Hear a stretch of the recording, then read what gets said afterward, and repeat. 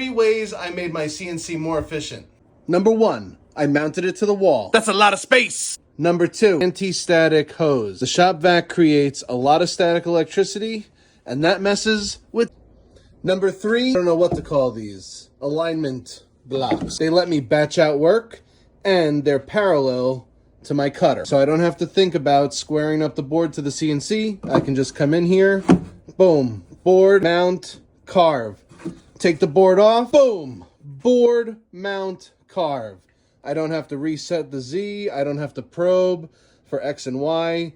I just bam, bam, batch, batch, batch, baby.